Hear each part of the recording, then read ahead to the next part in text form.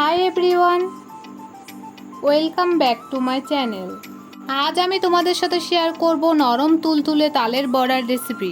এই রেসিপির জন্য প্রথমে আমি এখানে নিয়েছি একটি তাল, তারপর তালটিকে আমি ভালোভাবে ছাড়িয়ে নেব।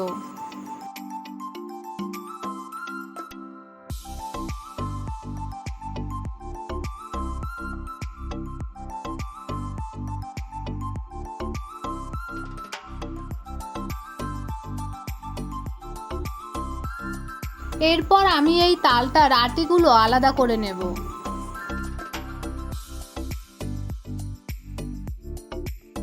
তারপর আটিগুলো তুলে একটি পাত্রে নেব। এবার আমি এই তালটির পাল্পটা বের করে নেব। এই পাল্পটা বের করার জন্য আমি এখানে নিয়েছি একটি গ্রেটার। তোমরা চাইলে একটি বেতের ঝুড়িও ব্যবহার করতে পারো। আমার কাছে এই সময় একটি বেতের ঝুড়ি ছিল না বলে আমি একটি গ্রেটার দিয়ে এটি করেছি। দেখুন কত সুন্দর তালের পাল্পটা বের হয়ে গেছে। এই রকমভাবে বাকি তালগুলোরও পাল্পটা আমি বের করে নেব। তারপর এখানে আমি একটি নারকেল কুড়ে নিয়েছি। এইবার আমি তালের পাল্পটা মিক্স করব। তার জন্য প্রথমে আমি এখানে নিয়েছি 200 ময়দা। এরপর এখানে দিয়েছি আমি একটি নারকেল কুড়ে। তারপর দিয়েছি 150 গ্রাম চিনি। এরপর দিয়েছি 1 চামচ লবণ। তারপর সব কিছু বেশ ভালো করে মিক্স করে নিয়েছি। তোমরা চাইলে হাত দিয়েও মিক্স করে নিতে পারো। আর প্রথমে আমি অল্প ময়দা দিয়ে মিক্স করেছি। এরপর আমি আরও কিছুটা ময়দা দিয়ে বেশ ভালো করে হাত দিয়ে মিক্স করে নেব।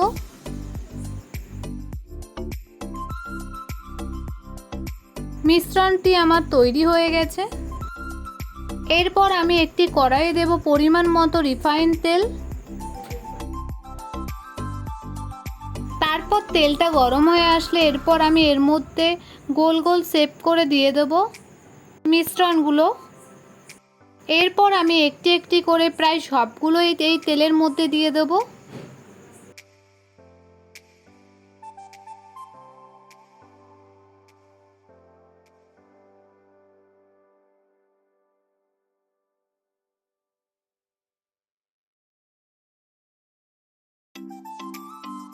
এখানে আমি অল্প তেল ব্যবহার করেছি।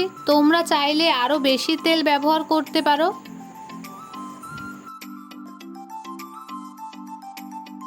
আর এই ডোটা দেওয়ার সময় অবশ্যই গ্যাসের ফ্লেমটা আস্তে দেবে, না হলে তলায় পুড়ে যেতে পারে।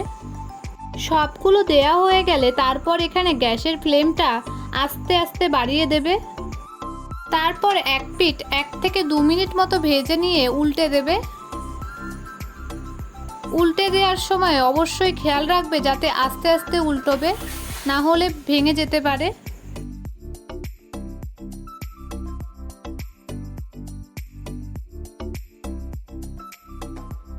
এই বড়াগুলো ভাজার সময় গ্যাসের ফ্লেমটা অল্প আস্তে দেবে, তাহলে ভেতরটা বেশ ভালো করে হবে।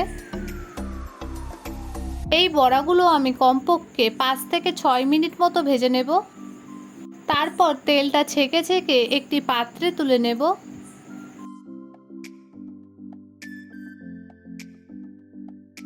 এরপর আমি একই রকমভাবে বাকি বড়াগুলোও ভেজে নেব।